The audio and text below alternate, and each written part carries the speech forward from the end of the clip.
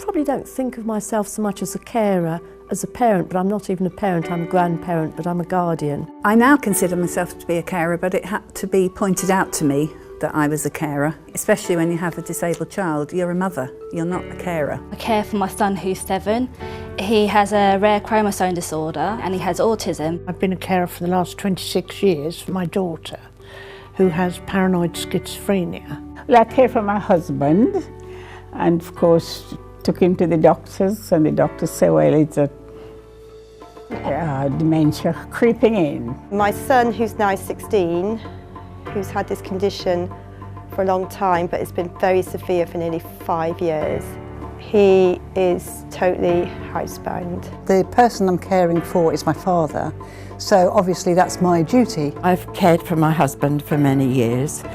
He's had heart problems, and then eventually in 2011 he was diagnosed with Alzheimer's dementia. I care for my husband, and he has fallen a number of times. People don't understand this is like a full-time job. It's not just a case of being a parent, there's so much more I have to do for my son. It is basically a 24/7 role now. I don't think I would ever let my husband leave home. It's gradually increased over the years that I have to do more and more for him. It's only very, very recently that carers have been recognised as having their own needs. It happens, and it's happened to me.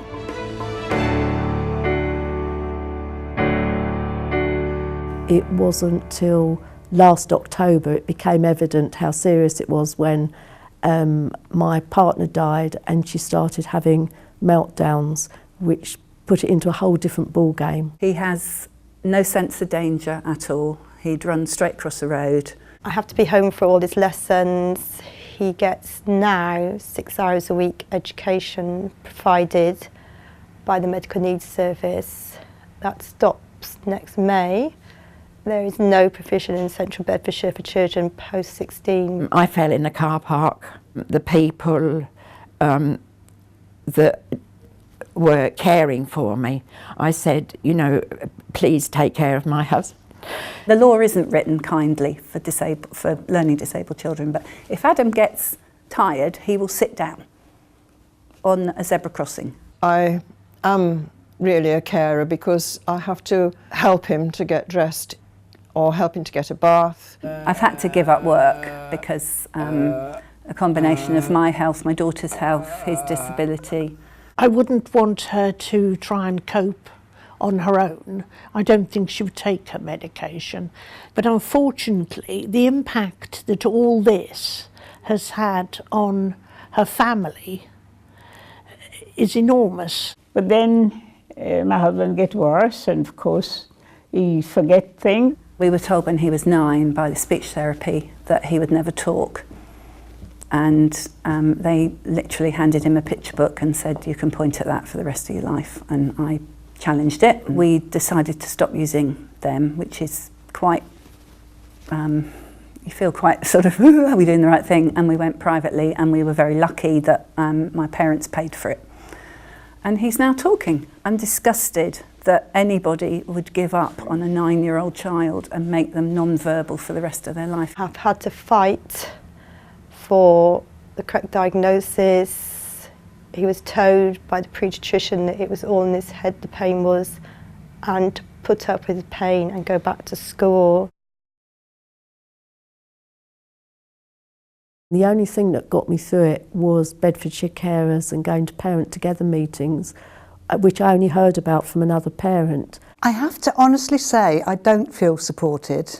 I feel at times that I'm completely on my own. It was suggested that my husband goes to the day centre, which he was very, very much against. You get this grant for pampering, etc., which is wonderful because there's nothing like a nice massage when you're really stretched. The only support I have is my mum, and my mum supports my nan also, who has Alzheimer's. The other hospitals that David's been in have also supported me as well as David, and I felt that as being good. I don't think a lot of people understand the role of being a parent carer and don't necessarily think I need the help. It's quite a lonely situation to be in. At the Luton and Dunstable Hospital, the first ward that he was on, I had no support whatsoever from the staff. The doctor who was in charge of him wouldn't speak to me because apparently he did not speak to the relatives. I had my carers assessment with the council, which I have totally fought for, and my child's not enough needs. So he's a child in need, but he doesn't have sufficient needs for the council. Trying to get carers in, a care package in, I was given a social worker from Central Bedfordshire. Her first question was, how much money have you got? And I said to her that everybody who's been in hospital is entitled to 6 weeks care. I've had support from Alzheimer's. That's always been very good. Took Cliff in the room and then prescribed some tablets and said this will delay the dementia.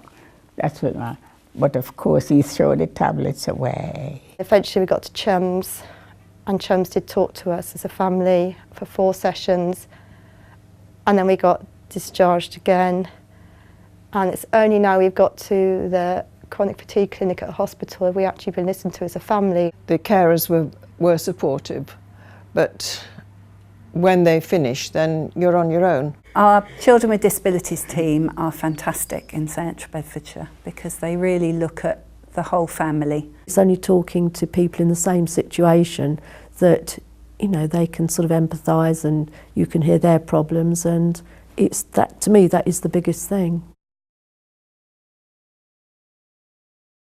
I met a representative from Age UK, and she said to me, how about getting attendance allowance at the higher rate? I said, forget it.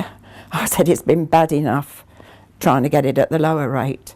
She said, you need it. Only recently I am in receipt of carers allowance, but I just couldn't cope. I was mentally exhausted and I just hit a brick wall. I do get direct payments and have done right from the beginning of my husband's diagnosis, and for that it's £80 a month, so I pay a cleaner 1 week and a gardener the next week. Then applied for a carers assessment with the local council, and they came out to see us and I now get, this is a really good news story, I get a lot of help looking after him. Everyone said I should apply for the disability allowance, and the main reason I wanted it was because she dearly wanted riding lessons, which she now has, and her life is just, she just adores horses, so where she lacks friends, the horses are a brilliant substitute.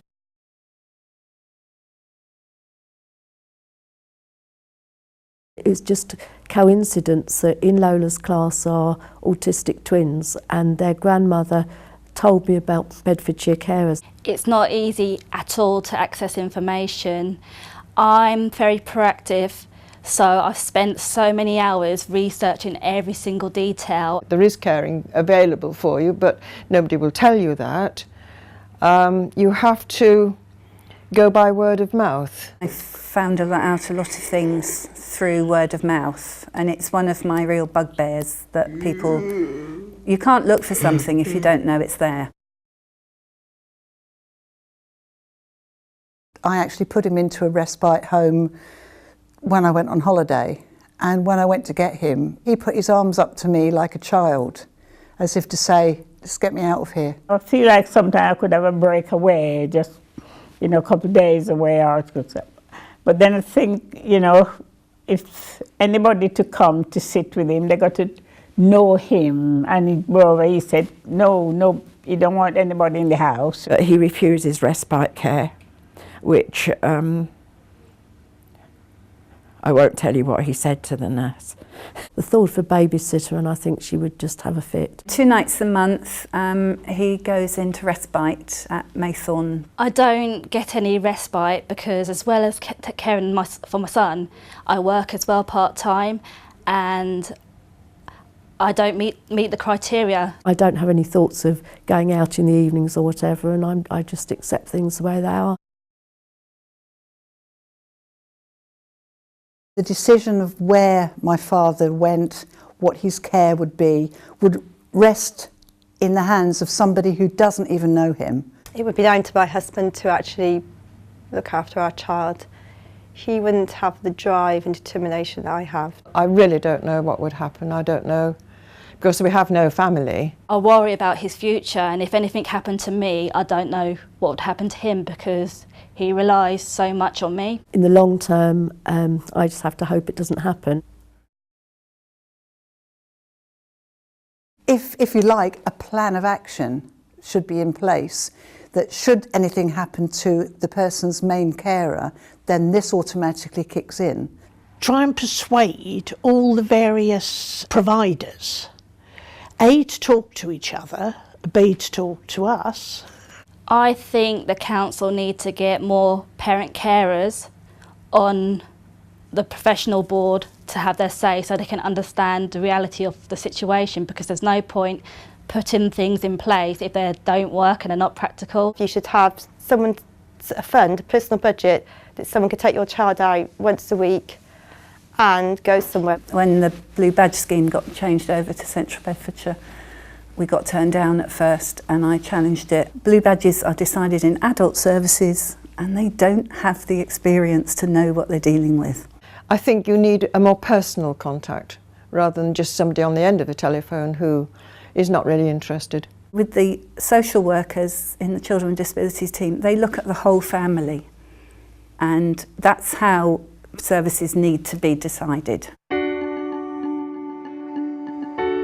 I discovered Healthwatch at Flitwick Carnival. I can go in, give feedback on services. It's important if they do contact someone from Healthwatch because they can give them that support and guide them. You can leave positive comments as well as the negative. People are far more likely to complain than they are to say when things are going well. When I rang up Healthwatch, which again was by chance that I found it in a brochure booklet from our surgery, I rang the number and it was a lady who listened to what I was saying and was very helpful.